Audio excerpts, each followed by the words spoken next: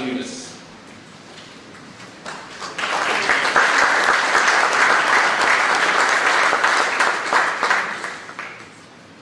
Thank you, Mr. Secretary. I want to especially thank you, Mr. Secretary, because this is the first time in the previous 4 or 5 months that we've actually had a chance to debate these issues in a public forum. It's probably not the appropriate public forum. We should be doing it in the House of Representatives, and we should be doing it in the United States Senate. And so I want to make sure, I want to be very brief, but I want to separate what some people call partisan rhetoric from fact. And I'll start with the first point is this. It's not partisan when I say for the first time in modern history that the United States House of Representatives has not allowed votes on amendments to appropriations bills. And first time in modern history. Go to the Rules Committee, get shut down. Go to the Rules Committee, get shut down. Try to offer an MTR, motion to recommit, get shut down. It's not partisan, it's fact. So, I'm not blaming the Democrats. The Democrats have done it to themselves. You guys know that you've done this. For the first time in modern history, amendments are not allowed on the floor of the House of Representatives to debate these issues. So I want to thank you for allowing us to come here and debate the issue of water in California. And I actually believe the senator that she wants to work on these issues and she wants to find bipartisan cooperation. In the past, Senator, we've worked in a bipartisan fashion on a host of issues, and I would like to get back to that. But in the short term, while we all come to the table and sit down like we have for 15, 20, 30 years to try to work out these problems of the Delta, that I don't deny that the problems of the Delta exist.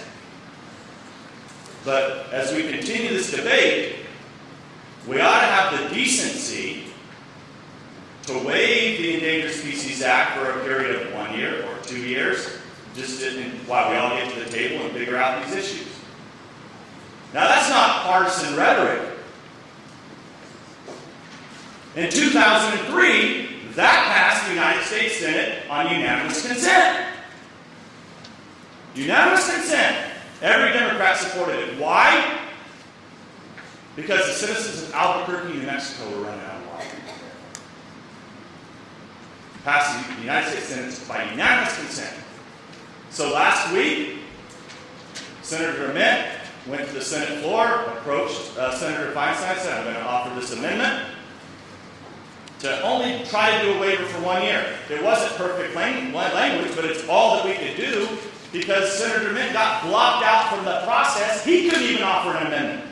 So he had to do it through a motion to recommit. So it's not partisan. It's what's happening. So, I want to work in a bipartisan manner. I want to do something to get us all at the table to work together.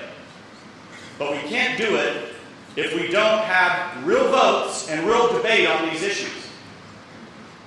So I can understand why people don't want to take real votes, because you have to choose between your radical environmental friends or the people that are standing in food lines. I can understand why you don't want to make that decision if you're a representative from the Bay Area. But I would have more respect for you as a representative from the Bay Area to protect the fish and all the things that you guys want to do so well, that quite frankly I would like to do well. If you stood up and were honest with the American people, the people of California, and you said, yes, here in San Francisco, we dammed up one of the most prestigious areas of the Yosemite National Park called Hetch Hetchy. The people of San Francisco and the Bay Area did that. And they piped their water to San Francisco. That's where they get their drinking water. Now, if the Bay Area representative stood up and admitted that we should tear that dam down, that water would go directly to the fish, the salmon, the Delta smelt, all the fish that are now in these biological opinions. That water flows directly to the Delta. Or it would if that dam wasn't there. So don't try to make excuses that you really care about the fish until you're willing to cut off your drinking supply to your constituents in San Francisco and the Bay Area. You laugh, but you won't do it. Why don't we have an amendment on that? Let's put it up and see if you vote for it. So, let me finish by saying this, that real people are being hurt. Think about this. The most productive agricultural land in the world, the farmers and the farm workers who pick the nation's fruits, vegetables, nuts, they're out there working in the hot sun. They're a lot of almost entirely immigrants. Because no American born in this country wants to do that work, quite frankly. It's tough work and it's hard. You know, it was Portuguese, it was Mexican Americans that came to that valley and developed that valley, along with a host of others, Armenians, more recently Sikhs and Moms. The people that are uneducated, they come from foreign countries and they're willing to do the work that has to be done to provide food for America.